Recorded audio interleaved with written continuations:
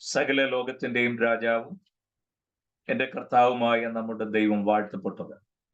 ആ ധന്യവും നിസ്തുല്യമായ നാമത്തിൽ എല്ലാ പ്രിയപ്പെട്ടവർക്കും എന്റെ വന്ദനത്തെ ഞാൻ അറിയിക്കുകയും നമ്മുടെ തുടർമാനമായുള്ള ദൈവവചന പഠനത്തിലേക്ക് അവരെയും ഹാർദവമായി സ്വാഗതം ആശംസിക്കുകയും ചെയ്യുന്നു.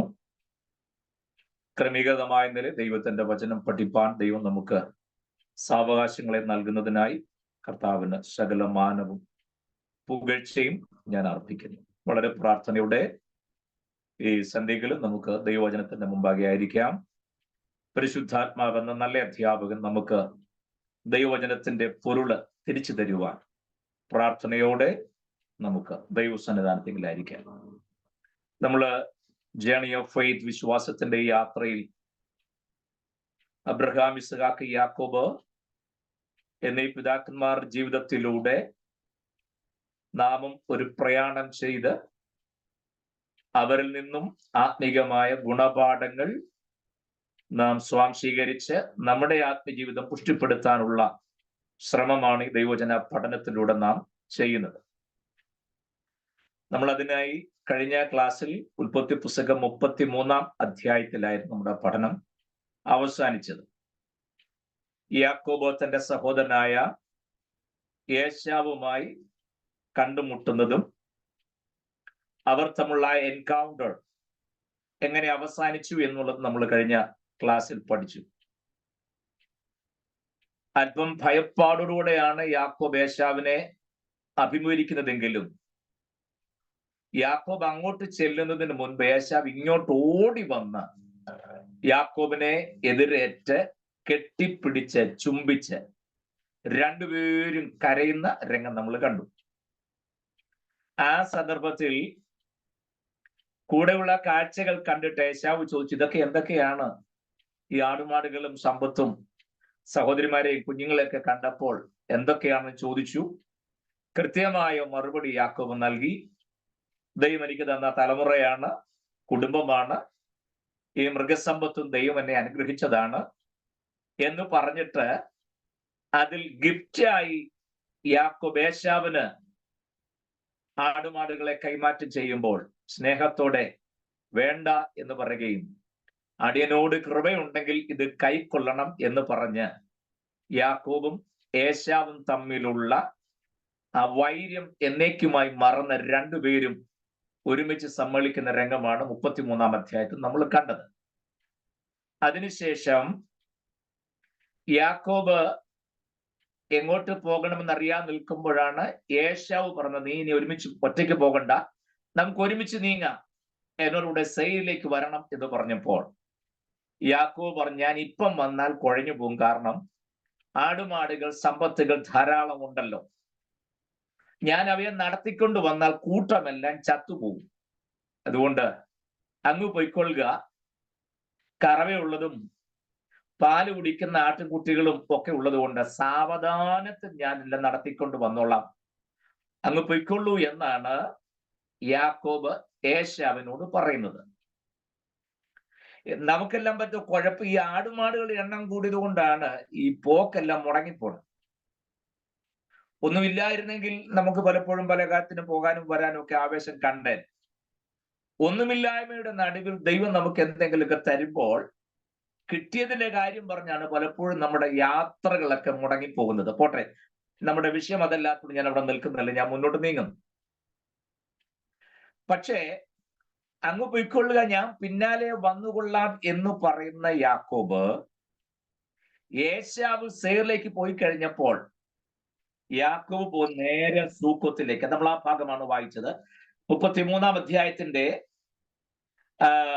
16 വാക്യം വായിക്കുമ്പോൾ, അങ്ങനെ ഏശാവ് വന്ന് തന്റെ വഴിക്ക് സെയിലേക്ക് മടങ്ങിപ്പോയി, യാക്കോബ് സുക്കോത്തിന് യാത്ര പുറപ്പെട്ടു.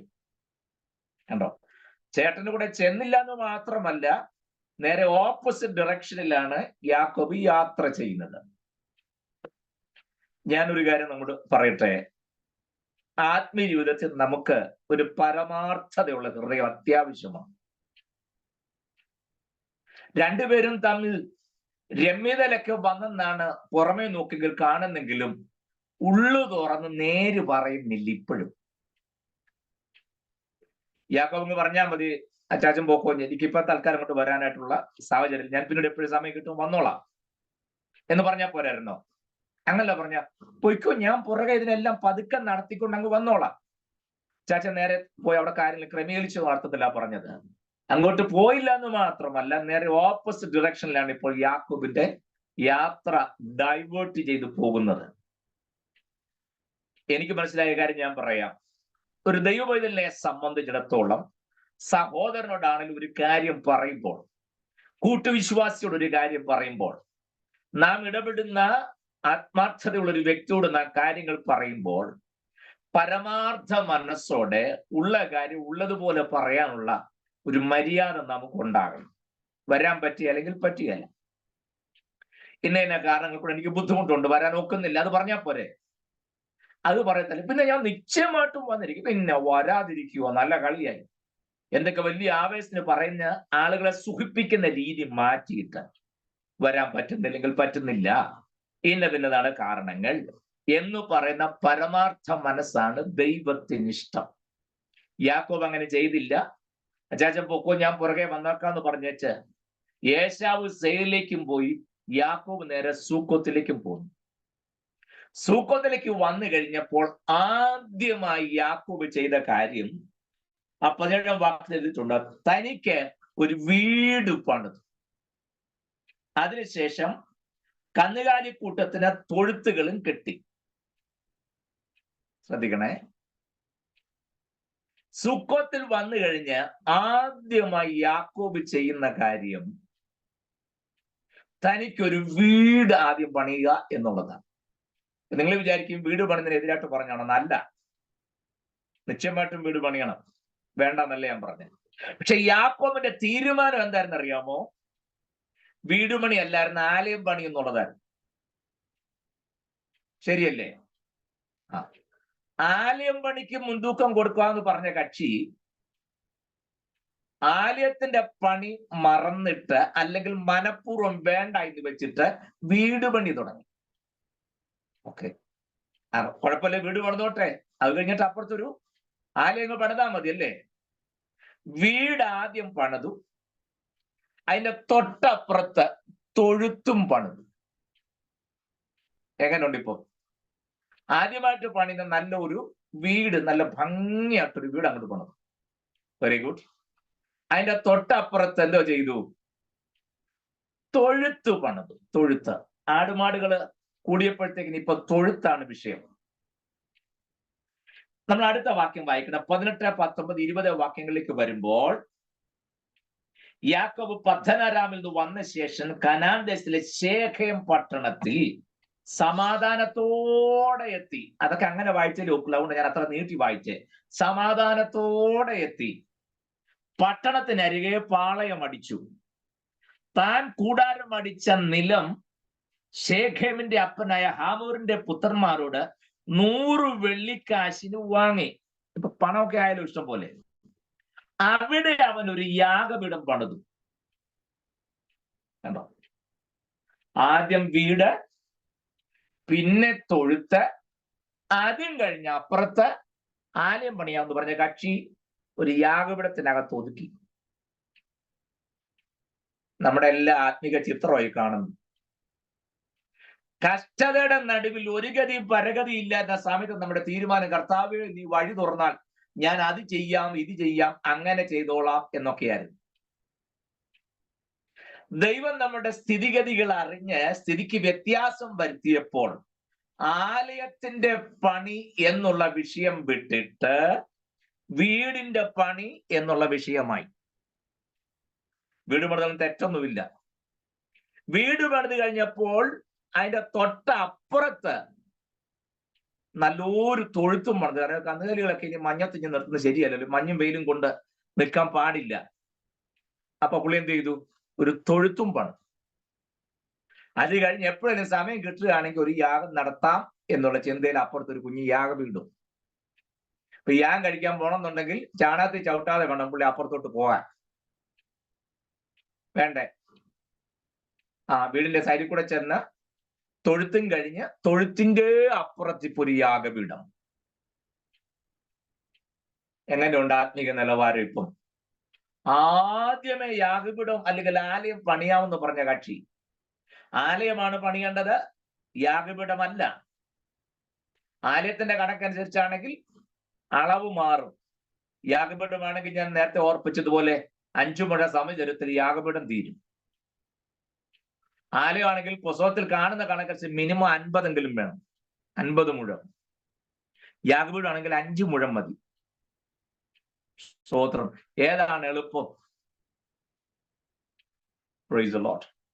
ഒരു കാര്യം ഞാൻ ഓർപ്പിക്കട്ടെ, ജീവിതത്തിന്റെ കഷ്ടതയുടെ, ഒറ്റപ്പെടലിന്റെ, നിന്ദയുടെയും അപമാനത്തിന്റെയും ഒക്കെ ഘട്ടത്തിൽ ദൈവത്തിൽ എടുത്ത തീരുമാനത്തിൽ നാം വ്യതിചലിച്ചു പോകാൻ പാടില്ല.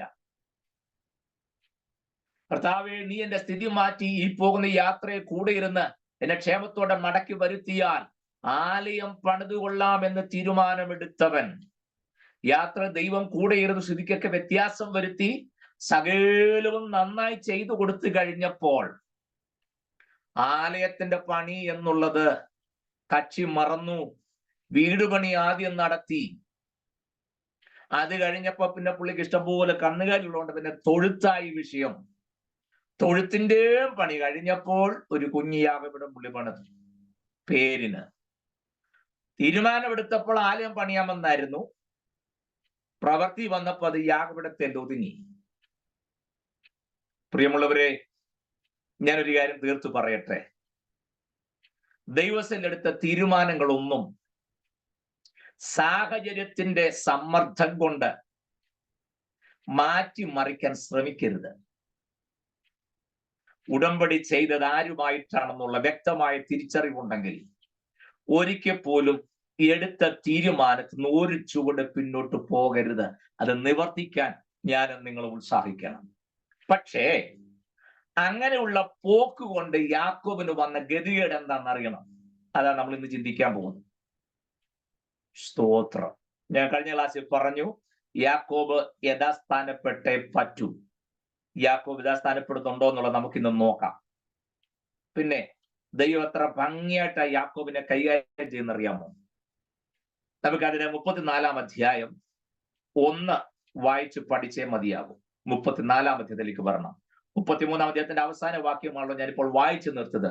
34-ാം അധ്യായത്തിന്റെ 1-2 വാക്യങ്ങൾ ആരെങ്കിലും എടുത്തുവരുന്ന് വായിക്കാമോ?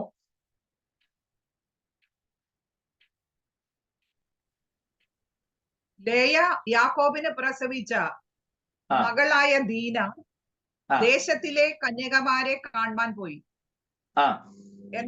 എന്നാറെ ഹിവ്യനായ ഹമോരിന്റെ മകനായി ദേശത്തിന്റെ പ്രഭുവായ ശേഖേം അവളെ കണ്ടിട്ട് പിടിച്ചുകൊണ്ടുപോയി അവളോട് കൂടെ ശയിച്ച് അവൾക്ക് പോരായ്ക വരുത്തി. മതി, ബാക്കി നമുക്ക് പിന്നെ വായിക്കാം. യാക്കോബിന് നമ്മള് പുസ്തകം മുഴുവൻ പഠിക്കുമ്പോൾ മനസ്സിലാക്കാം, യാക്കോബിന് ജനിച്ചത് 12 മക്കളാണ്, അല്ലേ? യാക്കോബിന്റെ മക്കൾ 12 എണ്ണം. നമ്മൾ അങ്ങനെയാ. പക്ഷെ 12 അല്ല, 13 ഉണ്ട്. ഒരു പെൺകൊച്ചും കൂടെ ഉണ്ട്, സഹോദരി കൂടെ ഉണ്ട്, ഒരു മകളും കൂടെ ഉണ്ട്. പേര് ദീന. കണ്ടോ? യഹൂദന്റെ രീതി അനുസരിച്ച് ജീനിയോളജി എഴുതുമ്പോഴൊന്നും സ്ത്രീകളുടെ പേര് ആഡ് ചെയ്യാറില്ല പൊതുവെ. അതുകൊണ്ടാണ് ഈ ഗോത്രങ്ങളുടെ പേര് എഴുതിയപ്പോഴൊക്കെ 12 പേരുടെ പേര് എഴുതിയിട്ടുള്ളൂ, ദീനയുടെ പേരൊന്നും വന്നിട്ടില്ല. അത് നമുക്കറിയാം. ഓക്കെ, നമ്മുടെ സബ്ജക്റ്റ് അതല്ലല്ലോ. ദീന എന്ന് പറഞ്ഞൊരു പെങ്കൊച്ചുണ്ട്. ഈ 34-ാം അധ്യായത്തിന്റെ 1-2 വാക്യങ്ങൾ ഒന്ന് ശ്രദ്ധിക്കുന്ന നല്ലതാണ്.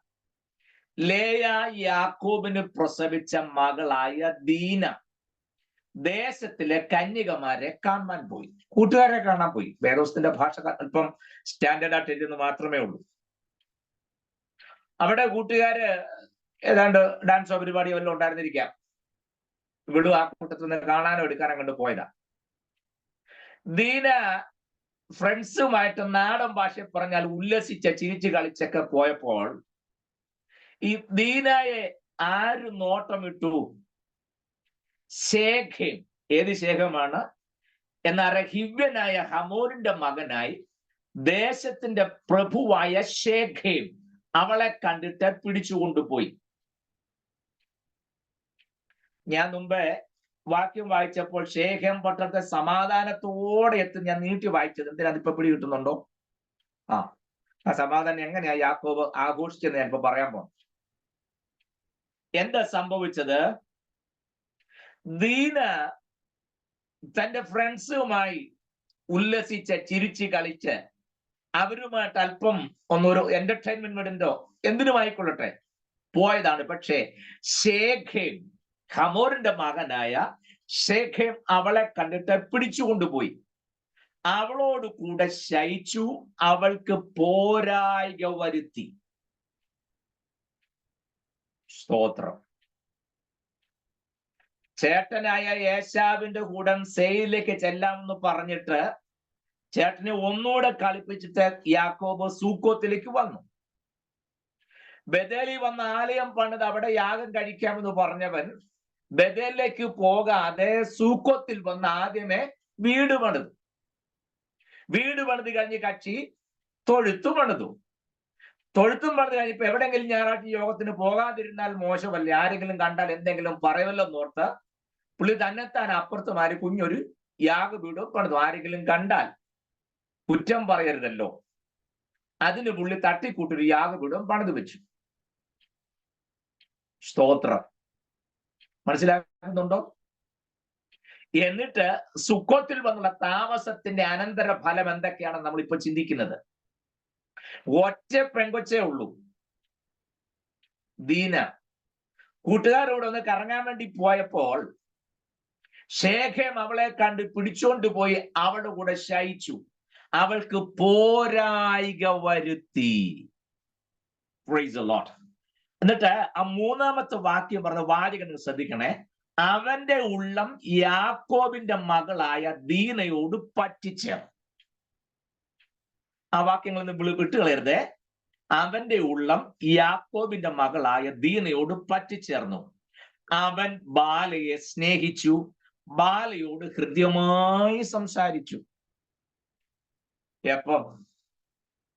പിടിച്ചോണ്ടുപോയി അവിടെ കൂടെ ശയിച്ചു, അവൾക്ക് പോരായ്ക വരുത്തി കഴിഞ്ഞ് അവന്റെ ഉള്ളം അവളുടെ ഹൃദയത്തോട് പറ്റിച്ചേർന്നു, ബാലയോട് സ്നേഹമായി ഹൃദ്യമായി സംസാരിച്ചു. സ്തോത്രം. നിങ്ങൾ ഈ സമയം കിട്ടുമ്പോൾ 34-ാം അധ്യായം മനസ്സിരുത്തി ഒന്ന് വായിക്കണം. എല്ലാ വാക്യം വായിച്ച് നമുക്ക് പോകാൻ വിശദീകരിക്കാൻ നമുക്ക് സമയമില്ലല്ലോ, നമ്മുടെ പഠന ഉൽപ്പത്തി പുസ്തകം അല്ലാത്തത് കൊണ്ട് ഞാൻ അങ്ങനെ പറഞ്ഞു പോകുന്നില്ല. പക്ഷേ ഇതിൽ ഓരോ വാക്യവും ഓരോ ദൈവത്തിനുള്ള വാർണിങ്സ് ആണ്, മുന്നറിയിപ്പാണ്, മറന്നു പോകരുത്. അതുകൊണ്ട് ആ സമയം കിട്ടുമ്പോൾ വായിക്കണം എന്ന് ഞാൻ പറയാൻ കാരണം അതൊരു ചെറിയ കാര്യമല്ല. പറയാം എന്തുകൊണ്ടാണെന്നുള്ളത്. ആ 4-ാം വാക്യം, ശേഖം തന്റെ അപ്പനായ ഹമൂറിനോട് ഈ ബാലയെ എനിക്ക് ഭാര്യയായിട്ട് എടുക്കണം എന്ന് പറഞ്ഞു. ഇപ്പൊ അങ്ങനെയാണല്ലോ അല്ലേ? കൂടെ ശയിച്ചതിന് ശേഷമാണോ ഭാര്യ എടുക്കണോ വേണ്ടോ എന്നൊക്കെ തീരുമാനിക്കുന്നത്? സ്തോത്രം. കണ്ടോ ആത്മീക നിലവാരങ്ങളുടെ കൂപ്പുകുത്തലുകൾ എങ്ങനെയൊക്കെയാണ് ശ്രദ്ധിച്ചേ? കണ്ടോ? ഇവൻ പറയാണ്, അപ്പനോട് എന്ന് പറയാ, എനിക്ക് അവളുടെ ഇഷ്ടമായി, ഞാൻ അവളുടെ ഹൃദ്യമായി സംസാരിച്ചു, അവളെ ഭാര്യയായി സ്വീകരിക്കാൻ എനിക്ക് താല്പര്യമുണ്ട്. ഓക്കെ, അത് അവരുടെ ഫാമിലി പ്രശ്നം, നമുക്ക് അത് വിടാം. അത് യാക്കോബിന്റെ വീട്ടിൽ എന്ത് നടന്നുള്ളതാണ് നമ്മുടെ വിഷയം. ശേഖമിന്റെ വീട്ടിലെക്കാര്യം അവര് പരിഹരിക്കട്ടെ, നമ്മുടെ വിഷയം അതല്ലല്ലോ. പക്ഷെ യാക്കോബിന്റെ വീട്ടിൽ എന്ത് സംഭവിച്ചു? നമുക്ക് അതിന്റെ 5-ാമത്തെ വാക്യം, തന്റെ മകളായ ദീനയെ അവൻ വഷളാക്കിയെന്ന് യാക്കോബ് കേട്ടു. തൊട്ടു മേളിൽ നമ്മൾ വായിച്ചത് പോരായ്ക വരുത്തി. 5-ാം വാക്യത്തിൽ ദീനയെ ശേഖം വഷളാക്കിയെന്ന് യാക്കോബ് കേട്ടു. അവന്റെ പുത്രന്മാർ ആട്ടിൻകൂട്ടത്തോടു കൂടെ വയലിലായിരുന്നു. അവന്മാർ ഇവരൊന്നും അറിഞ്ഞില്ല. ആറിനെയും കൊണ്ട് മേയ്ക്കാനായിട്ട് പോയതാണ്. ആങ്ങളമാര് 12 പേര്. അവര് വിവരമൊന്നും അറിഞ്ഞില്ല. അപ്പൊ എന്താ സംഭവിച്ചെന്നറിയാമോ?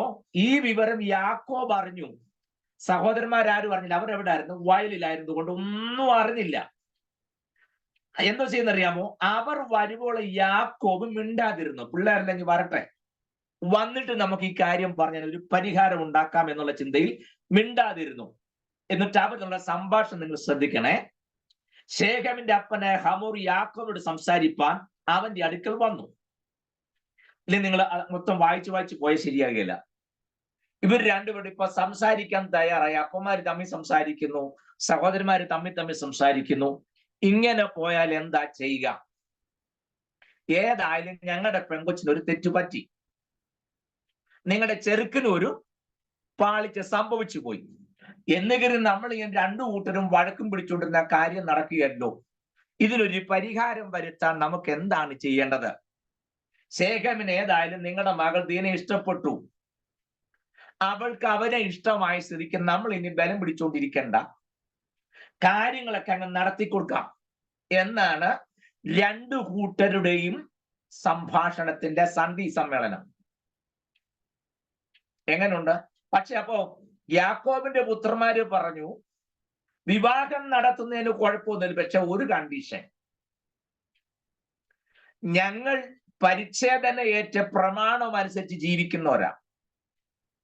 നിങ്ങളുടെ ആണുങ്ങൾ എല്ലാവരും പരിച്ഛേദന ഏൽക്കുകയാണെന്നുണ്ടെങ്കിൽ, സർക്കംസിഷൻ ചെയ്യുകയാണെന്നുണ്ടെങ്കിൽ ഈ പറഞ്ഞ പ്രശ്നങ്ങളെല്ലാം ഒഴിവാക്കാം. നിങ്ങളുടെ പെൺപിള്ളേരെ ഞങ്ങൾ സ്വീകരിക്കാം,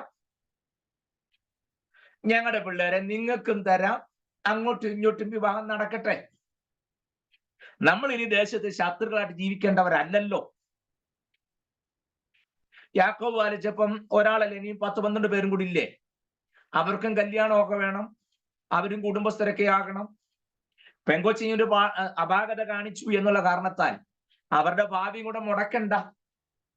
അതുകൊണ്ട് തമ്മിൽ ഒരു അഡ്ജസ്റ്റ്മെന്റിൽ പോകാം എന്നാണ് ആര് തീരുമാനിച്ചത്? യാക്കോബും ഹമോരും തമ്മിലുള്ള സംഭാഷണത്തിൽ വന്നിരിക്കുന്ന റിസൾട്ട് ഇതാണ്. കണ്ടോ? ഇവിടെ എന്ത് സംഭവിച്ചെന്നറിയാമോ? ഏത് അഡ്ജസ്റ്റ്മെന്റിനും യാക്കോബ് ഹമോരും തയ്യാറായി നിൽക്കുക. ഇത് പറഞ്ഞു കേട്ടപ്പോൾ ശേഖം പട്ടണക്കാര് പറഞ്ഞ അത്രയുള്ള വിഷയം, സർക്കംസിഷൻ ചെയ്താൽ മതിയോ? ചെയ്യാം. അതുകൊണ്ട് ഇപ്പൊ നഷ്ടം വരാനൊന്നുമില്ലല്ലോ. എന്താണ് അവർ ലാഭമായി കണ്ടെന്നറിയാമോ? 23-ാം വാക്യത്തിൽ ഞാൻ 21 വന്ന് വായിക്കാം, അപ്പൊ നിങ്ങൾക്ക് പിടി കിട്ടുവേ. ഈ മനുഷ്യർ നമ്മോട് സമാധാനമായിരിക്കുന്നു, അതുകൊണ്ട് അവർ ദേശത്ത് പാർത്ത് വ്യാപാരം ചെയ്യട്ടെ. ഇവർ ബിസിനസ്സുകാരാണല്ലോ, ഓടിച്ചു വിടണ്ട. അവർ ബിസിനസ്സുകാരെ, വ്യാപാരം ചെയ്യട്ടെ. അവർക്കും നമുക്കും മതിയാകും വണ്ണം ദേശം വിസ്താരമുള്ളതല്ലോ. നമ്മളെന്തിനാ ഈ കാര്യം പറഞ്ഞ് വഴക്കുണ്ടാക്കുന്നത്? രണ്ടു കൂട്ടർക്കും ഇഷ്ടം പോലെ എവിടെ വേണം താമസിക്കാം, ദേശം വിസ്താരമായിട്ട് കിടക്കുകയല്ലേ. അവരുടെ സ്ത്രീകളെ നാം വിവാഹം കഴിക്കുകയും നമ്മുടെ സ്ത്രീകളെ അവർക്ക് കൊടുക്കുകയും ചെയ്യുക. എങ്കിലും അവർ പരിച്ഛേദനയുള്ളവരായിരിക്കും പോലെ നമ്മിലുള്ള ആണെല്ലാം പരിച്ഛേദനേറ്റന് മാത്രമേ അവർ നമ്മോടുകൂടെ പാർത്ത് ഒരു ജനമായിരിക്കാൻ സമ്മതിക്കുകയുള്ളൂ. അടുത്ത വാക്കാണ് ശ്രദ്ധിക്കേണ്ടത്. അവരുടെ ആട്ടിൻകൂട്ടവും സമ്പത്തും മൃഗങ്ങളൊക്കെയും നമുക്കാകയില്ലയോ? അവർ പറയും വണ്ണം സമ്മതിച്ചാൽ മതി, എന്നാൽ അവൻ നമ്മളുടെ പാർക്കും എന്ന് പറഞ്ഞു. കണ്ടോ? ഈ പരിച്ഛേദനയേറ്റ് പ്രമാണമൊക്കെ അനുസരിക്കാൻ ഇവര് പറഞ്ഞതിന്റെ പിന്നിലെ ഛേദോവികാരം പിടികിട്ടിയോ? ഇവര് പറയുകയാണ്, അവര് നമ്മുടെ ദേശത്ത് പാർത്ത് വ്യാപാരം ചെയ്യട്ടെ, കച്ചവടം നടത്തട്ടെ, അതുകൊണ്ട് നമുക്ക് ഗുണമല്ലേ ഉണ്ടാവുകയുള്ളൂ, നഷ്ടമൊന്നും വരാൻ പോകുന്നില്ലല്ലോ. രണ്ടു കൂട്ടർക്കും പാർക്കത്തക്ക വിധത്തിൽ ദേശം വിസ്താരമായി കിടക്കുകയല്ലേ. അപ്പൊ ആ കാറ്റ് നമ്മൾ എന്തിനാ വിഷമിക്കുന്നത്? മാത്രമല്ല അവരൊരു പ്രചോദനം കൊടുത്ത കാര്യം പറയുകയാണ്. എന്താണ്? അവരുടെ ആട്ടിൻകൂട്ടവും സമ്പത്തും മൃഗങ്ങളൊക്കെ നമുക്കാകയില്ലയോ? കണ്ടോ? ഈ യാക്കോബിന്റെയും മക്കളുടെയും അവരുടെ വസ്തുവകകളും മൃഗസമ്പത്തും അവർക്ക് എന്തെല്ലാം ഉണ്ടോ അതെല്ലാം നമ്മുടെ കയ്യിലും കൂടെ വരത്തില്ലേ? ഒന്ന് പരിച്ഛേദനയേറ്റാൽ പോരെ എന്നുള്ള നിലയിലേക്കാണ് ഇപ്പോൾ ശേഖേമിലെ സഹോദരന്മാരെല്ലാം വന്നിരിക്കുന്നത്. ഒന്ന് സമ്മതിച്ചേക്കണം. അങ്ങനെ തന്നെയല്ലേ എഴുതിയിരിക്കുന്നത്? അവർ പറയും വേണം സമ്മതിച്ചാ മതി. പ്രിയരെ, എനിക്ക് ഒരുപാട് കാര്യങ്ങൾ വാസ്തുവിനെ കുറിച്ച് പറഞ്ഞാൽ കൊള്ളാവുന്നു. നിങ്ങൾ എത്ര സത്യസന്ധമായിട്ട് ആലോചിച്ചിട്ട് പറ, ഇന്നത്തെ ആത്മലോകത്തിന്റെ ചിത്രമല്ലേ ഈ കാണുന്നത് മുഴുവൻ? വ്യാപാരം നന്നാകുമെന്നുണ്ടെങ്കിൽ, ആടുമാടുകൾ പെരുക്കും എന്നുണ്ടെങ്കിൽ, സ്വത്തെല്ലാം നമ്മുടെ കയ്യിൽ വരുമെന്നുണ്ടെങ്കിൽ, എന്തിനും ഏതിനും എന്തും ചെയ്യാൻ മടിയില്ലാത്ത വർഗമായി പ്രമാണത്തിന് വേണ്ടി നിന്ന വല്യപ്പന്റെ കൊച്ചുമക്കൾ മാറുന്നു എന്നുള്ളത് ഓർക്കുമ്പോഴാണ് നമുക്ക് സഹിക്കാൻ വയ്യാത്തത്. മനസ്സിലാകുന്നു ഞാൻ പറഞ്ഞ കാര്യം? അബ്രഹാം ഇസഹാക്കിന് വേണ്ടി പെണ്ണെടുക്കാൻ നേരത്ത് പറഞ്ഞു, ഇവരിൽ ആരെയും സ്വീകരിക്കാതെ ഹാരാനിൽ ചെന്ന് പദ്ധനാരാമിൽ ചെന്ന് എന്റെ സഹോദരങ്ങൾ അവിടെ ഉണ്ട്, അവിടുന്ന് മാത്രമേ പെണ്ണെടുക്കാവൂ. ഇസഹാക്ക് യാക്കോബിന് വേണ്ടി കല്യാണം ആലോചിക്കുമ്പോൾ അത് തന്നെ പറഞ്ഞു, ഇവിടുത്തെ കനാലിലൊന്നും സ്വീകരിക്കാതെ എന്റെ സഹോദരൻ അടുക്ക ചെന്ന് അവിടെ നിന്ന് എടുക്കണം. കണ്ടോ, വല്യപ്പന്മാര് അപ്പന്മാര് കാണിച്ചു തന്ന മാതൃക എന്താണ്? കൊച്ചുമക്കളുടെ കാലം വന്നപ്പോൾ പ്രമാണം എവിടെ? ദൈവം കൊടുത്ത വ്യവസ്ഥ എവിടെ? ഞാൻ ചെയ്യുവാനിരിക്കുന്ന എന്റെ ദാസനായ അബ്രഹാമിനോട് മറച്ചു വെക്കുമോ എന്ന് ചോദിച്ച് ദൈവം ഏത് കാര്യം ചെയ്യണമെങ്കിലും അബ്രഹാമിനോട് പറഞ്ഞിട്ട് മാത്രം ചെയ്യുകയും, സോദോം ഗൊമോറയിൽ ന്യായവിധി ഇറങ്ങേണ്ട സമയത്ത് പോലും ആ കാര്യം അബ്രഹാമിനോട് പറഞ്ഞ് സഹോദരങ്ങൾക്ക് വേണ്ടി അബ്രഹാം ഇടിവിൽ നിന്ന് കരഞ്ഞിട്ട് വലഞ്ഞുപോയ നീതിമാനായ ലോത്തിന്റെ കുടുംബത്തിന്റെ രക്ഷയ്ക്ക് വേണ്ടി തിരുമുമ്പാകെ വീണ് കിടക്കുന്ന ദൈവത്തോട് ഇന്റർസീഡ് ചെയ്ത് ഒരു വിധത്തിൽ മല്ലു പിടിക്കുന്നത് പോലെ പ്രാർത്ഥനയിൽ പോരാടുന്ന അബ്രഹാമിന്റെ കൊച്ചുമകനായ യാക്കോബ്, ആ യാക്കോബിന്റെ മക്കളുടെ കാലം വന്നപ്പോൾ അബ്രഹാം പാലിച്ച പ്രമാണം എവിടെ നിൽക്കുന്നു? ഇസഹാക്ക് പാലിച്ച പ്രമാണം എവിടെ നിൽക്കുന്നു? പിതാക്കന്മാർ കാണിച്ചു തന്ന വചനാധിഷ്ഠിതമായ ഉപദേശം വിട്ടിട്ട് കൊച്ചുമക്കളുടെ കാലമായപ്പോൾ ബിസിനസ്സുകൾ ഭംഗിയായിട്ട് പോകുമെന്നുണ്ടെങ്കിൽ, അവരുടെ സമ്പത്ത് നമുക്ക് വന്നുകൂടുമെന്നുണ്ടെങ്കിൽ, ഏത് വിട്ടുവീഴ്ചയ്ക്കും എന്തും ചെയ്യാൻ തയ്യാറായി നിൽക്കുന്ന ജാതികളുമായി ഇടകലരുന്ന സമ്പ്രദായത്തിലേക്ക് ആത്മിക ലോകം കൂപ്പുകുത്തുന്ന രംഗമല്ലേ ഞാനും നിങ്ങളും കാണുന്നത്? വേർപെട്ട ദൈവമക്കളുടെ കൺവെൻഷൻ വേദിയിൽ വന്ന് വി.ഡി. സതീശൻ വന്ന് പ്രൈസ് ലോർഡ് ഹല്ലേലൂയ എന്ന് പറയുമ്പോൾ സെൻട്രൽ പാസ്റ്റർമാരും പ്രസിഡന്റും ഓവർസിയർമാരും വിശ്വാസികളും കൈയടിച്ച് ആത്മാവിൽ നിറയുന്നത് വി.ഡി. സതീശൻ ക്രമപ്പെട്ടത് കൊണ്ടല്ല, വി.ഡി. സതീശൻ യഥാസ്ഥാനപ്പെട്ടത് കൊണ്ടല്ല, വി.ഡി. സതീശന് മാറ്റം വന്നത് കൊണ്ടല്ല, നമ്മൾ പാടെ മാറിപ്പോയി എന്നുള്ളതിന്റെ തെളിവാണ്. മനസ്സിലായോ? വി.ഡി. സതീശനല്ല മാറിയത്, നമ്മളാകെ മാറിപ്പോയി എന്നുള്ളതിന്റെ തെളിവാണത്. കേരളത്തിന്റെ മുഖ്യമന്ത്രി ഒരു കൺവെൻഷൻ വേദിയിൽ വന്ന് ഒരു ഇൻട്രൊഡക്ഷൻ പറഞ്ഞപ്പോഴത്തേക്കിന് സകലமான ആളുകളെ കൈയടിച്ച് ആവേശത്തിൽ നിറയുന്നത് കണ്ടു. അതിന് തൊട്ടു മുമ്പ് ആ സ്റ്റേജിൽ ഒരു ദൈവദാസൻ ദൈവവചനം പറഞ്ഞപ്പോൾ അനങ്ങാതിരുന്ന മുഴുവൻ ആളുകളും പിണറായി ഒരു വാക്ക് പറഞ്ഞപ്പോഴേ ഇളകിപ്പോയി. മറ്റേ ആ ദേവദാസൻ ചങ്കുപൊട്ടിയ വചനം പറഞ്ഞ് സ്വോത്രം പറയാൻ ഒരു മനുഷ്യനും ഇല്ലായിരുന്നു. പിണറായി സ്റ്റേജിൽ കയറി ഒരു സെന്റൻസ് പറഞ്ഞപ്പോൾ ജനത്തിനെല്ലാം ആവേശമായി.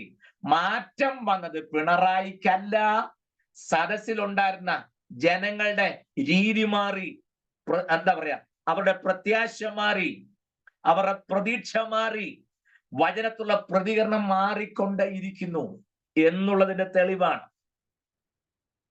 മനസ്സിലാകുന്നുണ്ടോ ഞാൻ പറഞ്ഞത്? സ്തോത്രം. കണ്ടോ? ഈ ശേഖേം നിവാസികളുമായി ഏത് അഡ്ജസ്റ്റ്മെന്റിനും ഏത് വിട്ടുവീഴ്ചയ്ക്കും യാക്കോവിന്റെ മക്കളും റെഡിയായി നിൽക്കുക. സ്തോത്രം. നിന്റെ പേരിന് മുതൽ യാക്കോബ് എന്നല്ല ഇസ്രയേൽ എന്ന് വിളിക്കപ്പെടുമെന്നുള്ള വാഗ്ദത്തം കിട്ടിയവൻ. വാഗ്ദത്തം കിട്ടിയതേ ഉള്ളൂ, ഇസ്രയേൽ ആയിട്ടില്ല. അത് നമ്മൾ നോക്കുന്നുണ്ട് എപ്പോഴാ ഇസ്രയേൽ ആയെന്നുള്ളത്. നമ്മുടെ എല്ലാം ചിന്ത വാഗ്ദത്തം കിട്ടിയ ഉടനെ മൊത്തം മാറി മറിഞ്ഞെന്ന. സ്തോത്രം. ദൈവത്തിന്റെ പ്രോമിസിനെ കുറിച്ച് നിങ്ങൾ പഠിക്കണം, അറിഞ്ഞിരിക്കണം.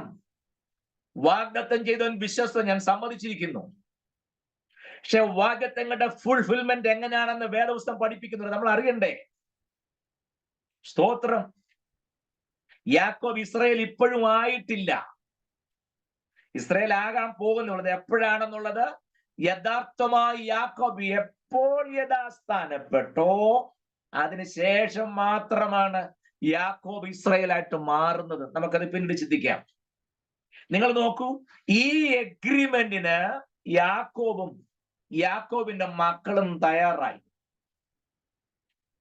അവര് പറഞ്ഞ വ്യവസ്ഥയ്ക്ക് ശേഖം നിവാസികളും തയ്യാറായി. ശേഖം നിവാസികൾ പറഞ്ഞു, ഇവര് പറഞ്ഞ് അങ്ങ് സമ്മതിച്ചേക്കണം. പരിച്ഛേദന ഏൽക്കണമെങ്കിൽ ഏൽക്കണോന്നേ, അതിനിപ്പോ എന്താ? അവര് പറഞ്ഞു ഞങ്ങൾ റെഡി. എന്തോ സംഭവിച്ചെന്നറിയാമോ? 25-ാമത്തെ വാക്യം 24 മുതൽ വായിക്കാം. അപ്പോൾ ഹമോരിന്റെ പട്ടണക്കാർ എല്ലാവരും അവന്റെയും മകൻ ശേഖേമിന്റെയും വാക്ക് കേട്ട് പട്ടണക്കാരിൽ ആണെല്ലാം പരിച്ഛേദന ഏറ്റു. കണ്ടോ? ശേഖേമിന്റെയും അപ്പനായ ഹമോരിന്റെയും വാക്ക് കേട്ട് ശേഖേമിലുള്ള മുഴുവൻ പുരുഷ പ്രജകളും എന്തോ ചെയ്തു? പരിച്ഛേദന ഏറ്റു. എന്നിട്ടോ 25-ാം വാക്യം, ആണെല്ലാം പരിച്ഛേദന ഏറ്റു.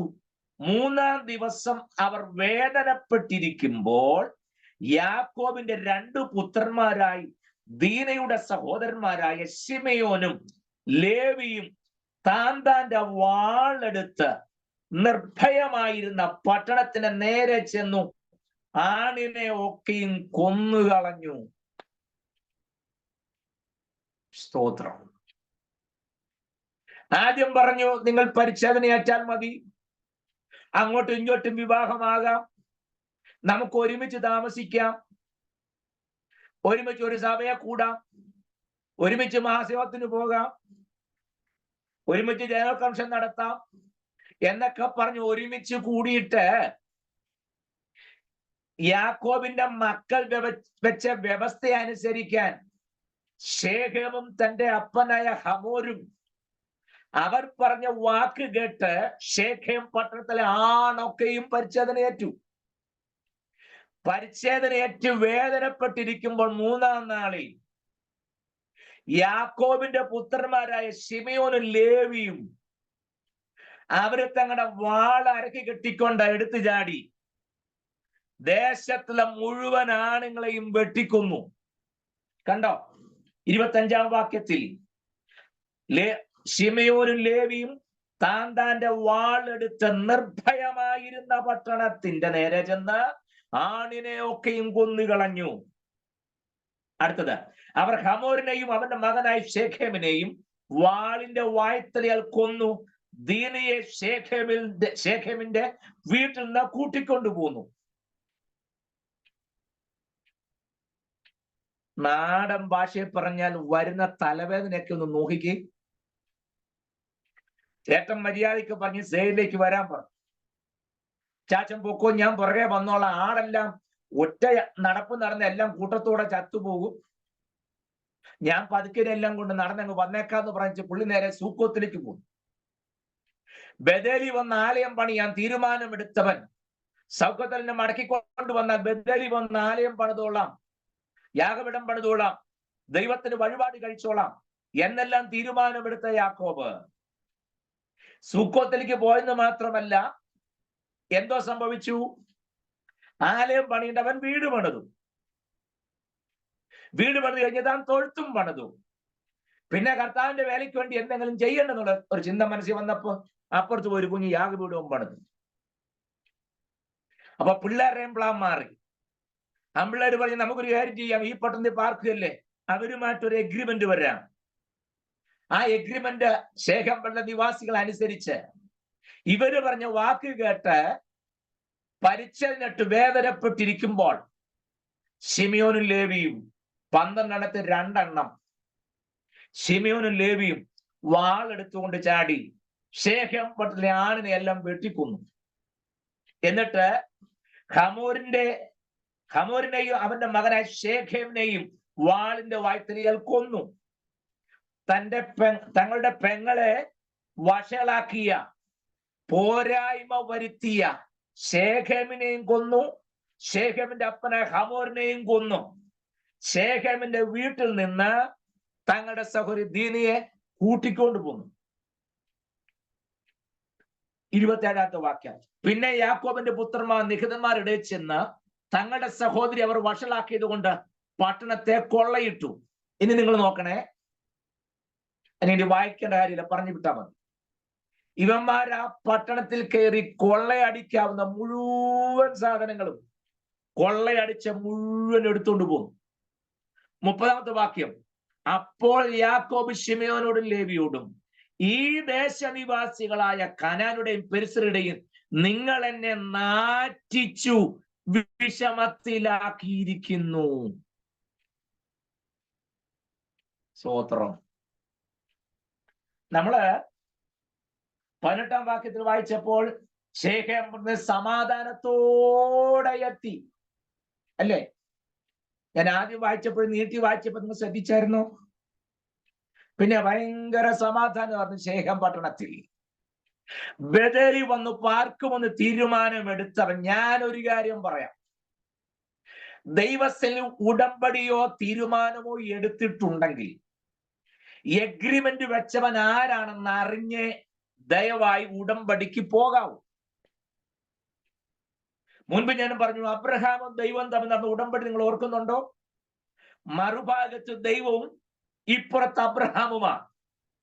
ദൈവത്തോടുള്ള ഉടമ്പടിയിൽ സങ്കീർത്തനം 50-ാം അധ്യായത്തിൽ വാക്യം ഞാൻ വായിച്ചു കേൾപ്പിച്ചു. ദൈവത്തെ മറക്കുന്നവരെ ഇത് ഓർത്തുകൊള്ളുവീൻ, അല്ല ഞാൻ നിങ്ങളെ കീറിക്കളയും, വിടിവിപ്പാൻ ആരും ഉണ്ടാകില്ല എന്നുള്ള വാക്യത്തിന്റെ പശ്ചാത്തലം എന്തെന്ന് അബ്രഹാമും ദൈവം തമ്മിലുള്ള ഉടമ്പടി ഞാൻ നിങ്ങൾക്ക് വെളിപ്പെടുത്തി തന്നതാണ്. ഉടമ്പടി നടത്തുമ്പോൾ യാഗമൃഗത്തെ ഒത്ത നടുവെ പിളർക്കണം, ക്രോസ് ആയിട്ടല്ല, ഇങ്ങനെ പിളർക്കണം. 2 ഭാഗങ്ങളും ഒരുപോലെ വെച്ചിട്ട് തന്നെ നടുവിലൂടെ അങ്ങോട്ടും ഇങ്ങോട്ടും കൂടെ നടന്നാണ് ആ ഉടമ്പടി ഉറപ്പാക്കുന്നത്. അർത്ഥം, ഈ ഉടമ്പടിയിൽ ഏർപ്പെട്ടിരിക്കുന്നവരിൽ ആരാണോ ഇതിന്റെ നിയമം ലംഘിക്കുന്നത്, ആരാണോ ലംഘിക്കുന്നത്, ആ വ്യക്തിയെ മറ്റേയാളിന് ഈ മൃഗത്തെ പിളർന്നു വെച്ചിരിക്കുന്നത് പോലെ കീറിക്കളയാൻ അനുവാദം ഉണ്ടായിരിക്കുമെന്നാണ് വ്യവസ്ഥ.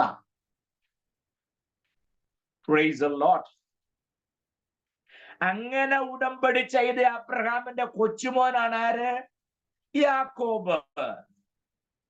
ബഥേലി വെച്ച് പറഞ്ഞു, നീ എന്നെ സൗഖ്യത്തോടെ മടക്കി വരുത്താൻ ഞാൻ ആലയം പണിയും, നീ എനിക്ക് ദൈവമായിരിക്കും, കിട്ടുന്നതിലൊക്കെ ഞാൻ ദശാംശം തരും. എന്തെല്ലാം തീരുമാനമായിരുന്നു. ഈ ക്ലാസ്സിൽ പങ്കെടുക്കുന്ന നിങ്ങളോട് ഞാൻ പറയട്ടെ, എപ്പോഴെങ്കിലും ദൈവസ്ഥൻ ഒരു ഉടമ്പടിയോ തീരുമാനമോ എടുത്തിട്ടുണ്ടെങ്കിൽ ജീവിതത്തിൽ ആ ഉടമ്പടിയിലേക്ക് മടങ്ങി വരുന്നതുവരെ എവിടെ ചെന്നാലും ശരി സ്വസ്ഥത കിട്ടുക എന്ന് മാത്രമല്ല, കറക്കം തന്നെയായിരിക്കും. ഒരിടത്തും സ്റ്റിക്ക് ഓൺ ചെയ്യാൻ ദൈവം സമ്മതിക്കത്തില്ല. കാരണം യാക്കോബിന്റെ ജീവിതത്തിൽ ഒറ്റപ്പെട്ടു പോയി. സൂര്യൻ അവന്റെ മേൽ അസ്തമിച്ച സമയത്ത് താൻ കണ്ട ദർശനവും താൻ അനുഭവിച്ച ദൈവ സാന്നിധ്യവും ഞെട്ടി എഴുന്നേറ്റ് യാക്കോബ് പറഞ്ഞു, യഹോവ ഈ സ്ഥലത്തുണ്ട്, സത്യം, ഞാനോ അതറിഞ്ഞില്ല. എന്ന് പറഞ്ഞാൽ ഇവിടെ ഇപ്പോൾ ദൈവമല്ലാതെ ആരും എന്നോടുകൂടെ ഇല്ല. എൻ്റെ അപ്പനില്ല, അമ്മയില്ല, സഹോദരങ്ങളില്ല, ആരുമില്ല. ഞാൻ ഒറ്റപ്പെട്ടു പോയി. പക്ഷേ ഒരുവൻ എന്നോടുകൂടെ ഉണ്ട്. ആര്? യഹോവ ഈ സ്ഥലത്തുണ്ട്, സത്യം, ഞാനോ അതറിഞ്ഞില്ല എന്ന് പറഞ്ഞ് ജീവിതത്തിൽ എന്നേക്കുമായി ഒറ്റപ്പെട്ടു പോയ സന്ദർഭത്തിൽ ദൈവസാന്നിധ്യം അനുഭവിച്ചവൻ ആ ദൈവസാന്നിധ്യത്തിൽ എടുത്ത ഉടമ്പടിയിൽ നിന്ന് വ്യതിചലിച്ചു പോകുമ്പോൾ അതിന്റെ consequence that's beyond our calculation, നമ്മുടെ കണക്കൂട്ടൽക്കൊക്കെ അപ്പുറമായിരിക്കും. സ്തോത്രം. നോക്കിക്കേ, ബേഥേലിലേക്ക് മടങ്ങി വന്നോളെന്ന് പറഞ്ഞ യാക്കോബ് നേരെ സൂക്കോത്തിലേക്ക് പോയി.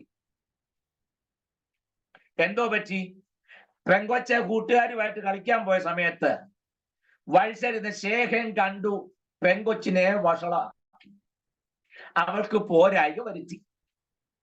അത് പിന്നെ അവരുമായിട്ട് സംസാരിച്ച സന്ധി പറഞ്ഞ് ഒപ്പിച്ച് ശേഖരന്റെ കൂടെ വിട്ടു.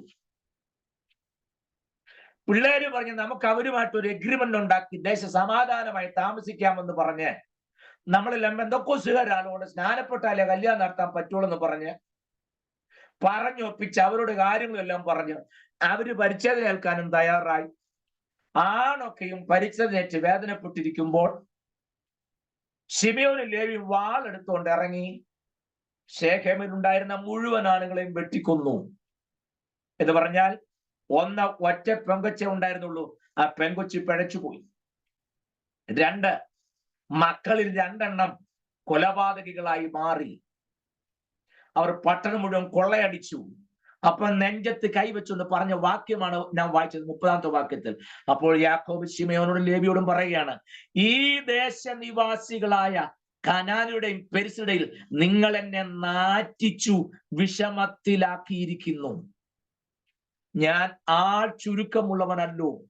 അവർ എനിക്ക് വിരോധമായി കൂട്ടം കൂടി എന്നെ തോൽപ്പിക്കുകയും ഞാനും എന്റെ ഭവനും നശിക്കുകയും ചെയ്യും എന്ന് പറഞ്ഞു.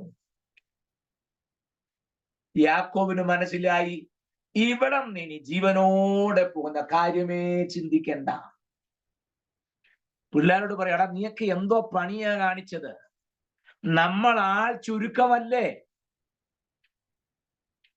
ശേഖേമിലെ മറ്റുള്ളവരെല്ലാവരും കൂടിക്കഴിഞ്ഞാൽ ഇവിടുന്ന് ഇനി നമ്മുടെ നാടൻ ഭാഷ പറഞ്ഞ വീട്ടിൽ പോയി പറ്റാൻ ഒക്കുവോ? ഇവിടുന്ന് എങ്ങനെ രക്ഷപ്പെടും? നീ എല്ലാം കൂടെ കൂടി എന്റെ കുടുംബം നശിപ്പിച്ചല്ലോ. അതല്ലേ അപ്പം പറഞ്ഞത്? അതെ, അവർ എനിക്ക് വിരോധമായ കൂട്ടം കൂടി എന്നെ തോൽപ്പിക്കുകയും ഞാനും എന്റെ ഭവനും നശിക്കുകയും ചെയ്യുമെന്ന് പറഞ്ഞു. എന്റെ അർത്ഥം, നമ്മുടെ നാട്ടിൻ ഭാഷ പറഞ്ഞാൽ ഇവന്മാര് കാരണം എന്റെ കുടുംബവും നശിച്ച് നാരായണക്കല്ലായി. ഒരു പെങ്കൊച്ചുണ്ടായിരുന്നാൽ അവൾ പിഴച്ച് നശിച്ചു പോയി. അവൾക്ക് പോരായ്ക വരുത്തി, അവളെ വഷളാക്കി. കെട്ടിച്ചു വിട്ട വീട്ടിൽ, പേരിനാണെങ്കിലും കെട്ടിച്ചു വിട്ട വീട്ടിൽ ചെന്ന് ഇവന്മാര് വഴക്കുണ്ടാക്കി ആ പെങ്കൊച്ചിനെ പിടിച്ചോണ്ട് വന്നു, അവനെ കൊല്ലുകയും ചെയ്തു. ദേശത്തുണ്ടായിരുന്ന ആളുകളെല്ലാം ഇവന്മാര് വെട്ടിക്കൊന്നു. സാഹസത്തിന്റെ വാളുകളുള്ള ലേവിയും ശിമയോനും കണ്ടോ? അപ്പം പിന്നെ അനുഗ്രഹിക്കുന്ന എങ്ങനെ നിങ്ങൾക്ക് അറിയാമെന്നുള്ളതാണ് ഞാൻ അങ്ങനെ പറഞ്ഞു പോയത്. കണ്ടോ? മക്കള് 2 എണ്ണം കൊലപാതകികളായി. ദേശം കൊള്ളയടിച്ച് അവിടെ ഉള്ളതെല്ലാം അപഹരിച്ചെടുത്തു മക്കള്. അപ്പനിപ്പം നെഞ്ചത്ത് കൈവച്ചു പറയാ, ഈ പിള്ളേര് കാരണം എന്റെ കുടുംബം നശിച്ചു, എന്റെ കുടുംബം നശിച്ചു. എനിക്ക് ഇനി ഇവിടുന്ന് ഒരു രക്ഷയില്ല. ഈ ദേശനിവാസികളാണ് വന്ന് നമ്മളെ ശരിയാക്കും. രക്ഷപ്പെടാൻ ഒരു വഴിയുമില്ല. 35-ാം അധ്യായത്തിന് 1-ാമത്തെ വാക്യം ആർക്കെങ്കിലും വായിക്കാമോ? 34-ാം അധ്യായം തീർന്നല്ലോ. 35-ന്റെ 1 വായിക്കാമോ? അനന്തരം ദൈവം യാക്കോബിനോട്, നീ പുറപ്പെട്ട് ബേഥേലിൽ ചെന്ന് പാർക്കാം. നിന്റെ സഹോദരനായ ഏശാവിന് മുമ്പിൽ നീ ഓടിപ്പോകുമ്പോൾ നിനക്ക് പ്രത്യക്ഷനായ ദൈവത്തിന് അവിടെ ഒരു യാഗപീഠം ഉണ്ടാക്കുക എന്ന് കൽപ്പിച്ചു. താങ്ക് യു സണിച്ച. ശ്രദ്ധിച്ചേ, അനന്തരം ദൈവം യാക്കോബിനോട്, അതിന്റെ ഒറിജിനൽ ഭാഷാന്തരം ഞാൻ വായിക്കുകയാണ്. അനന്തരം ദൈവം യാക്കോബിനോട്, നീ ഇനിയെങ്കിലും എഴുന്നേറ്റു പുറപ്പെട്ട് ബേഥേലിൽ ചെന്നു പാർക്കാം. അങ്ങനെ ആയിരുന്നു വരേണ്ടത്. ഇനിയെങ്കിലും എഴുന്നേറ്റ് എന്നുള്ള പദം നമ്മുടെ മലയാളത്തിനകത്തില്ല. കണ്ടോ? എടാ, നീയോ നിന്റെ കുടുംബമോ നശിച്ചു പോയെന്ന് പറഞ്ഞ് നെഞ്ചത്തടിച്ച് നിലവിളിച്ചോണ്ടിരിക്കുകയല്ലേ. ദൈവം യാക്കോബിനോട് പറയുകയാണ്, എനിക്ക് എനിക്ക് മനസ്സിലാകാത്ത യാക്കോബുടെ ദൈവത്തിന്റെ സ്നേഹം ഒന്ന് ആലോചിച്ച് നോക്കിയേ. തമ്പുരാൻ വീണ്ടും പ്രത്യക്ഷനായി യാക്കോബ് പറയാം, യാക്കോബേ, നീ ഇനിയെങ്കിലും എഴുന്നേറ്റ് ബേഥേലിലേക്ക് പോകണം. അവിടെ വെച്ചല്ലേ നീ എന്നോടൊരു ഉടമ്പടി ചെയ്തത്. ഇത്രയൊക്കെ വന്നത് പോരായോ? എടാ, പെങ്കൊച്ച് പിഴച്ചു പോയില്ലേ? പിള്ളേർ 2 കൊലപാതകികളായില്ലേ? അവര് കൊള്ളയടിക്കുന്നവരായി തീർന്നില്ലേ? ഈ ജനത്തിന് നടുവിൽ നിന്റെ കുടുംബം നശിച്ചു പോയില്ലേ? ഈ ദേശനിവാസത്തിനെ വെറുതെ വിടുമെന്ന് തോന്നുന്നുണ്ടോ? ഇത്രയൊക്കെ നീ അനുഭവിച്ചത് പോരെ യാക്കോബേ? ഇനിയെങ്കിലും നീ എഴുന്നേറ്റ് പുറപ്പെട്ട് ബേഥേലിലേക്ക് പോകണം. അവിടെ വെച്ചാണ് നീ ദൈവമായിട്ട് ഉടമ്പടി ചെയ്ത്. എപ്പോൾ? നിന്റെ സഹോദരനായ ഏശാവിന്റെ മുമ്പിൽ നിന്ന് ഓടിപ്പോകുമ്പോൾ നിനക്ക് പ്രത്യക്ഷനായ ഒരുവനുണ്ട്. അവിടെയും ദൈവം പറയുകയാണ്, ഈ ദേശനിവാസികളെല്ലാം നിനക്കെതിരെ വരാൻ സാധ്യതയുണ്ട്. നിന്റെ കുടുംബം നശിച്ചു പോയെന്ന് നീ തന്നെ പറയുന്നു. മക്കൾ കൊലപാതകളായി മാറുന്നു. പെങ്കൊച്ചും ആകപ്പാടെ കുഴഞ്ഞ ജീവിതം, പിഴച്ചുപോയ അനുഭവം. ഈ സന്ദർഭത്തിൽ നിന്റെ ജീവിതത്തിൽ മുൻപ് നീ ഒറ്റപ്പെട്ടു പോയപ്പോൾ നിനക്ക് വേണ്ടി ഇറങ്ങി വന്ന ഒരു ദൈവമുണ്ട്. അത് ബേഥേലിൽ വെച്ചായിരുന്നു. അവിടെ വെച്ചല്ല നീ ദൈവമായിട്ട് ഉടമ്പടി ചെയ്തത്. യാക്കോബ്, നീ മറക്കരുത്. ഇനിയെങ്കിലും നീ എഴുന്നേറ്റ് ആ പഴയ ബേഥേലിലേക്ക് മടങ്ങി വാ. അവിടെ ഞാനുണ്ട്, എന്റെ സാന്നിധ്യമുണ്ട്. അവിടെ നീ യാഗപീഠം പണിയണം. അതാണ് ആ പറഞ്ഞതിന്റെ അർത്ഥം. പിന്നെ പോരുമ്പോ ഒരു കാര്യം, വഴി വെച്ച് കിട്ടിയതെല്ലാം ചുമന്നുകൊണ്ട് നീ വരണ്ട. സ്തോത്രം. നിങ്ങൾ അടുത്ത 2ാമത്തെ വാക്യം, അപ്പോൾ യാക്കോബ് ദൈവം തനിക്ക് പ്രത്യക്ഷനായി തന്നോട് കാര്യങ്ങൾ കൽപ്പിച്ചു എന്ന് പറഞ്ഞാണ് 1ാം വാക്യം തീരുന്നത്. 2ാം വാക്യം ശ്രദ്ധിക്കണേ. അപ്പോൾ യാക്കോബ് തന്റെ കുടുംബത്തോടും കൂടെയുള്ള എല്ലാവരോടും നിങ്ങളുടെ ഇടയിലുള്ള അന്യദേവന്മാരെ നീക്കിക്കളഞ്ഞ് നിങ്ങളെ ശുദ്ധീകരിച്ച് വസ്ത്രം മാറുവീൻ. ശ്രദ്ധിക്കണേ, യാക്കോബ് കൂടെയുള്ളവരോടും കുടുംബത്തുള്ളവരോടും കൂടെ പറയാ, ഒരു കാര്യം ചെയ്യാം, ഇനിയെങ്കിലും ബേഥേലിലേക്ക് മടങ്ങിപ്പോയേ ഒക്കൂ. ഇല്ല എന്നുണ്ടെങ്കിൽ ഇപ്പോൾ അനുഭവിക്കുന്ന ഇരട്ടി അനുഭവിക്കേണ്ടതായിട്ട് വരും. അതുകൊണ്ട് ബേഥേലിലേക്ക് മടങ്ങിപ്പോകാം. പക്ഷെ ഒരു കാര്യം, നിങ്ങളുടെ ഇടയിലുള്ള അന്യദേവന്മാരെ നീക്കിക്കളയണം. കാരണം പോകുന്ന ബേഥേലിലേക്കാ. യഹോവ ഈ സ്ഥലത്തുണ്ട്, സത്യം, ഞാനോ അത് അറിഞ്ഞില്ല എന്ന് ജീവിതത്തിൽ അനുഭവിച്ചറിഞ്ഞ ദൈവ സാന്നിധ്യം അക്ഷരികമായി അനുഭവിച്ചറിഞ്ഞ ഇടമാണേത്? ബേഥേൽ. ആ ബേഥേലിലേക്ക് അന്യദൈവങ്ങൾ കൊണ്ട് ചെല്ലാനൊക്കെയല്ല. അതുകൊണ്ട് നിങ്ങളുടെ ഇടയിലുള്ള അന്യദേവന്മാരെ നീക്കിക്കളഞ്ഞ് നിങ്ങളെ ശുദ്ധീകരിച്ച് വസ്ത്രം മാറുവീൻ. അപ്പൊ നിങ്ങളുടെ അന്യദേവന്മാരുണ്ടെന്നുള്ളത് ഉറപ്പായി, നിങ്ങൾ വിശുദ്ധരല്ല എന്നുള്ളത് ഉറപ്പായി, നിങ്ങളുടെ പഴയ വസ്ത്രം കൊണ്ട് അങ്ങോട്ട് പോകരുതെന്നുള്ളതും ഉറപ്പായി. അതെന്തോ ചെയ്തു വന്നിട്ട് 3ാമത്തെ വാക്യം, നാം പുറപ്പെട്ട് ബേഥേലിലേക്ക് പോകാം. യാക്കോബിന്റെ ആ വാക്കുകളൊക്കെ എത്ര എന്താ പറയാ ശ്രദ്ധേയമാണെന്നറിയാമോ? എന്റെ കഷ്ടകാലത്ത് എന്റെ പ്രാർത്ഥന കേൾക്കുകയും ഞാൻ പോയ വഴിയിൽ എന്നോട് കൂടെ ഇരിക്കുകയും ചെയ്ത ദൈവത്തിന് ഞാൻ അവിടെ ഒരു യാഗപീഠം ഉണ്ടാക്കുമെന്ന് പറഞ്ഞു. ആ തിരിച്ചറിവ് എപ്പോഴാണ് ഉണ്ടാകുന്നറിയാമോ? പെങ്കൊച്ചു പിഴച്ചു പോയി, പിള്ളേർ 2 കൊലപാതകളായി മാറി. സേലിലേക്ക് ചെല്ലാമെന്ന് ചേട്ടനോട് പറഞ്ഞ് കബളിപ്പിച്ചിട്ട് സൂക്കോത്തിലേക്ക് വന്നു. അവിടെ താമസം ആരംഭിച്ചപ്പോൾ തനിക്കുണ്ടായ ഗുണമാണ്, ഒറ്റ പെങ്കച്ചേ ഉള്ളൂ, അത് പിഴച്ചുപോയി. പിള്ളേർ 2 കൊലപാതകളായി, കുടുംബം നശിച്ചു. യാക്കോബ് തന്നെ പറഞ്ഞു, എന്റെ ഭവനം നശിച്ചല്ലോ. കാരണം തോന്നി ദൈവം പറഞ്ഞു, യാക്കോബേ, ഇനിയെങ്കിലും നീ എഴുന്നേറ്റ് ബേഥേലിലേക്ക് പുറപ്പെട്ടു പോണം. അവിടെ വെച്ചാണ് നീ എന്നോട് എഗ്രിമെന്റ് ചെയ്തത്. എഗ്രിമെന്റ് അല്ല, ഉടമ്പടി, covenant. You have made it. നീ അവിടെ വെച്ചല്ലേ ചെയ്തത്. Come back. മടങ്ങി വരിക, ബേഥേലിലേക്ക് മടങ്ങി വരിക. കണ്ടോ, യാക്കോബ് പറയാണ്, നാം പുറപ്പെട്ട്, 3ാം വാക്യം ഞാൻ ഒന്നുകൂടെ വായിക്കുന്നു, നാം പുറപ്പെട്ട് ബേഥേലിലേക്ക് പോക, എന്റെ കഷ്ടകാലത്ത് എന്റെ പ്രാർത്ഥന കേൾക്കേ. ഇപ്പോഴാ പുള്ളി ഇതെല്ലാം ഓർക്കുന്നത്. എന്റെ കഷ്ടകാലത്ത് എന്റെ പ്രാർത്ഥന കേൾക്കുകയും ഞാൻ പോയ വഴിയിൽ എന്നോട് കൂടി. ഇതൊക്കെ 28-ാം അധ്യായത്തിൽ ദൈവത്തോട് യാക്കോബ് അങ്ങോട്ട് ചെയ്ത കാര്യമാണ്. ഞാൻ പോകുന്ന വഴിയിൽ നീ എന്നോട് കൂടെ ഇരിക്കുകയും ഭക്ഷിപ്പാൻ ആഹാരവും ധരിപ്പാൻ വസ്ത്രവും എനിക്ക് തരികയും എന്നെ അപ്പന്റെ വീട്ടിലേക്ക് സൗഖ്യത്തോടെ മടക്കി വരുത്തുകയും ചെയ്താൽ എന്നൊക്കെയല്ലേ പറഞ്ഞത്. യെസ്, 35-ാം അധ്യായത്തിൽ അതേ യാക്കോബിന്റെ നാവ് കൊണ്ട് തന്നെ യാക്കോബ് പറയുന്നു, എന്റെ കഷ്ടകാലത്ത് എന്റെ പ്രാർത്ഥന കേൾക്കുകയും ഞാൻ പോയ വഴി എന്നോട് കൂടെ ഇരിക്കുകയും ചെയ്ത ദൈവത്തിന് ഞാൻ അവിടെ ഒരു യാഗപീഠം ഉണ്ടാക്കും. 4-ാം വാക്യം, അങ്ങനെ അവർ തങ്ങളുടെ പക്കലുള്ള അന്യദേവന്മാരെ ഒക്കെയും കാതുകളുടെ കുണുക്കുകളെയും യാക്കോബിന്റെ പക്കൽ കൊടുത്തു. യാക്കോബ് അവയെ ശെഖേമിന് അരികെയുള്ള കരുവേലകത്തിന് കീഴിൽ കുഴിച്ചിട്ടു. കണ്ടോ, അന്യദേവന്മാരെ ഒക്കെയും കാതിലെ കുണുക്കുകളെയും യാക്കോബിന്റെ പക്കൽ കൊടുത്തു. യാക്കോബ് അവയെ ശെഖേമിന് അരികെയുള്ള കരുവേലകത്തിന്റെ കീഴിൽ കുഴിച്ചിട്ടു. എന്താ അതിന്റെ അർത്ഥം? അന്നേ കാലത്തെ ആഭരണങ്ങൾ ഇന്നത്തെ പോലെ ചുമ്മാ മാലയും കമ്മലുമായിട്ടല്ല. അതെല്ലാം ഓരോരോ ഐഡൽസാ, വിഗ്രഹങ്ങൾ പോലെയാണ്. ഏതെങ്കിലും അന്യദേവന്മാരായിരിക്കും ഈ ഓർണമെന്റ്സ് എല്ലാം. നമ്മുടെ നാട്ടിൽ പല രീതിയിലുണ്ടല്ലോ, ഞാനത് എടുത്തു പറയുന്നില്ല, പല നിലയിലാണ്. എന്ന് പറയുന്നത് പോലെ അവരുടെ കാതിലെ കുണുക്കുകൾ അതെല്ലാം ഓരോരോ ദൈവങ്ങളുടെ രൂപമായിട്ട് ഉണ്ടാക്കിയതാ.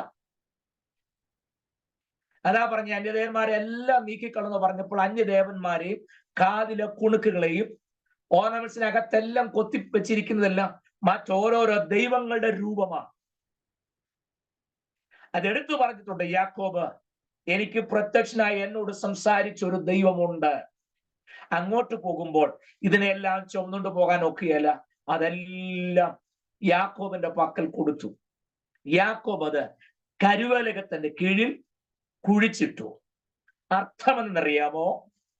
ഇതുവരെ സേവിച്ചു പോന്ന ഒരന്യ ദൈവങ്ങളോടും ഇനി യാതൊരു പറ്റുമാനവും ഇല്ല എന്ന് ഉറപ്പു വരുത്തി വേണം ബേഥേലിലേക്ക് പോകാൻ. ബേഥേലിൽ ചെല്ലുമ്പോഴും പഴയ അന്യദേവന്മാരുടെ വല്ല സ്വാധീനവും ഉണ്ടെങ്കിൽ ദൈവ സാന്നിധ്യം അനുഭവിക്കാൻ ഒക്കുകയില്ല. വീണ്ടും ജീവിതത്തിൽ കുഴച്ചിലുണ്ടാവുകയുള്ളൂ. ബേഥേലിലേക്ക് വരികയാണെന്നുണ്ടെങ്കിൽ യാത്രയിൽ നമ്മുടെ കൂടെ കൂടിയിട്ടുള്ള സകല അന്യ ദൈവങ്ങളെയും കരുവേലകത്തിന്റെ കീഴിൽ കുഴിച്ചിട്ടേ പറ്റൂ. വിശ്വാസത്തിലാണെങ്കിലും നമ്മളും അന്യദേവന്മാരെ സേവിക്കുന്നതിൽ പെന്തോക്കോസ് വിശ്വാസികളും മുൻപന്തിലാണോ എന്ന് എനിക്ക് സംശയമുണ്ട്. വിശ്വാസത്തിലൊക്കെ ആണെന്ന് പറഞ്ഞാലും നമ്മുടെ മാമൂലൊക്കെ വിട്ടുകളയാൻ നമുക്ക് ഇപ്പോഴും വലിയ പ്രയാസമാണ്. ആത്മാവിൽ നിറഞ്ഞ കാര്യങ്ങളൊക്കെ പോകുന്നെങ്കിലും ഈ അന്യദേവന്മാരെയും മാമൂലുകളെ ഒന്നും വിട്ടുകളയാൻ നമ്മൾ ആരും ഇന്നും തയ്യാറാകുന്നില്ല എന്നുള്ളത് ഒരു യാഥാർത്ഥ്യം തന്നെയാണ്, അല്ലേ? മറ്റ് ദേവന്മാരൊന്നും വേണ്ട. നമ്മളൊരു പെന്തോക്കോസ് കല്യാണമോ വിവാഹ നിശ്ചോദനം നോക്കിക്കേ, എൻഗേജ്മെന്റ് തന്നെ എടുത്തോ, കല്യാണം അവിടെ നിൽക്കട്ടെ, എൻഗേജ്മെന്റ് തന്നെ എടുത്തോ. ആ എൻഗേജ്മെന്റിന്റെ പ്രധാന ശുശ്രൂഷയുടെ സമയമാകുമ്പോൾ പ്രായമുള്ള രണ്ടുപേരെ സ്റ്റേജിലേക്ക് വിളിക്കും. അപ്പോൾ ആ ശുശ്രൂഷ നിയന്ത്രിക്കുന്ന ദേവദാസൻ പറയും, ഇവിടെ നടന്ന തീരുമാനങ്ങൾ നമ്മൾ രേഖയാക്കിയിട്ടുണ്ട്, ഈ വിവാഹ നിശ്ചയരേഖ കൈമാറുന്നതിന് ചുമതലപ്പെട്ടവരെ ക്ഷണിക്കുന്നു. ഉടനെ വധുവിന്റെ ഭാഗത്തു നിന്ന് വരന്റെ ഭാഗത്തു നിന്ന് രണ്ടുപേര് ചുമതലപ്പെട്ടവർ വരും. ഉടനെ ശുശ്രൂഷൻ പറഞ്ഞു കൊടുക്കും, കുറി കൊടുക്കട്ടെ എന്ന് ചോദിക്കണം. ഉടനെ അപ്പുറത്തുനിന്ന് കുറി വാങ്ങട്ടെ എന്നും ചോദിക്കണം. അത് കൊടുക്കട്ടെ കൊടുക്കട്ടെ കൊടുക്കട്ടെ എന്ന് 3 പ്രാവശ്യം ചോദിക്കുമ്പോൾ വാങ്ങട്ടെ വാങ്ങട്ടെ വാങ്ങട്ടെ എന്ന് അപ്പുറത്തും ചോദിക്കും. അങ്ങനെ 6 ടേ കേട്ടെങ്കിലേ ഇത് അങ്ങോട്ടും ഇങ്ങോട്ടും കൊടുക്കുകയും മേടിക്കുകയും ചെയ്യുള്ളൂ. മനസ്സിലാകുന്നുണ്ടോ? സ്വോത്രം. ആത്മാവിലൊക്കെയാ തുടങ്ങിയപ്പോഴൊക്കെ. പക്ഷേ അതിനിടയ്ക്കും നമ്മൾ വരും തലമുറയ്ക്ക് ഒരു മാമൂലിട്ടേച്ചായി പോണേ. അല്ല, ഞാൻ ചോദിക്കും, ഇത് കൊടുക്കാനും മേടിക്കാനും അല്ല ഈ സംരംഭം ഉണ്ടാക്കിയത്? ആണല്ലോ. പിന്നെ ഇത് കൊടുക്കട്ടെ, ആരെങ്കിലും എഴുന്നേറ്റ് പറഞ്ഞ കൊടുക്കാതിരിക്കുവോ? ആരെങ്കിലും വാങ്ങണ്ടെന്ന് പറഞ്ഞാൽ വാങ്ങിക്കാതിരിക്കുവോ? അല്ല, ചെയ്യുവോ? കണ്ടോ? നമ്മളും ബദലിലേക്കാ പോകുന്നെങ്കിലും ഒരു കുഞ്ഞ് അന്യദൈവം നമ്മുടെ പോക്കറ്റിനകത്തും കവറിനകത്തും ഉണ്ടെന്നാ ഞാൻ ഈ പറഞ്ഞേ. സ്വോത്രം. ആ ബദലിലോട്ടൊക്കെയാ പോകുന്നത്. ചെന്നാ ഉടനെ 3 യാഗൂടം പറഞ്ഞൊക്കെ പറഞ്ഞാൽ പോകുന്നെങ്കിലും ഉണ്ട്. നമ്മുടെ എല്ലാം കയ്യിൽ ഇപ്പോഴും ഇരിപ്പുണ്ടെന്നേ. ഞാൻ ചെയ്യുന്ന ഒരൊറ്റ ശുശ്രൂഷയിലും അങ്ങനത്തെ ഇടപാട് ചെയ്യാറില്ല. ഇപ്പോൾ ഉത്തരവാദിത്തപ്പെട്ട് മുമ്പോട്ട് വരും, വിവാദിച്ചരൊക്കെ കൈമാറും, ദാറ്റ്സ് ഓൾ. അവർ മേടിച്ചുകൊണ്ടെങ്കിൽ പൊക്കോളൂ. അത് ശുശ്രൂഷന്മാരുടെ കയ്യിലും കൊടുക്കും, പ്രാർത്ഥിച്ച് ആശീർവാദം പറയാം, അത്രേ ഉള്ളൂ. കാരണം ഇത് കൊടുക്കാനും അത് മേടിക്കാനുമാണ് 2 കൂട്ടരെയും വിളിച്ചു വരുത്തിയിരിക്കുന്നത്. എന്നാലും പണ്ടെങ്ങോ ആരോ ഇട്ട ഒരു മാമൂലും നമ്മൾ ഇപ്പോഴും സമയം പോകുന്നു. ഞാൻ അത്രേ പറയുന്നുള്ളൂ. Praise the lord. സകലതിനെയും കുഴിച്ചിട്ടു. നമ്മുടെ ജീവിതത്തിൽ ഇങ്ങനെയുള്ള സകല അന്യദേവന്മാരെ കുഴിച്ചിട്ടേച്ച് വേണം ബഥേലിൽ ചെന്ന് പാർക്കാൻ. ഞാൻ സമയം ബോർഡിന്റെ വാക്കുകൾ ഞാൻ അവസാനിപ്പിക്കാം. യാക്കോബിന്റെ കയ്യിൽ ഇതെല്ലാം കൊണ്ട് കൊടുത്തു. യാക്കോബ് അത് കരുവലത്തിന്റെ കീഴെ കുഴിച്ചിട്ടിട്ട് എന്താ ചെയ്തെന്നറിയാമോ? 5-ാമത്തെ വാക്യം. പിന്നെ അവർ യാത്ര പുറപ്പെട്ടു. പിന്നെ എന്നുള്ളതൊന്നും വിടരുത്, ഞാൻ അതിനെ വായിച്ച് കേൾപ്പിക്കുന്നത്. നിങ്ങൾ സാധാരണ അറിയാം, ഞാൻ അങ്ങനെ വാക്യങ്ങളൊന്നും പൊതുവെ വായിച്ച് കേൾപ്പിക്കാതെ അങ്ങ് പറഞ്ഞു പോവുക പതിവ്. പക്ഷെ ഇവിടെയൊക്കെ ഒന്ന് നിർത്തിപ്പോണ്ടത് അത്യാവശ്യമായതുകൊണ്ടാണ്. 5-ാം വാക്യത്തിൽ പിന്നെ അവർ യാത്ര പുറപ്പെട്ടു. ഇനിയാണ് നിങ്ങൾ ശ്രദ്ധിക്കേണ്ടത്. ഞാൻ ആ വാക്കൊന്ന് വായിക്കാം, എന്നിട്ട് അവസാനിപ്പിക്കാം. പിന്നെ അവർ യാത്ര പുറപ്പെട്ടു.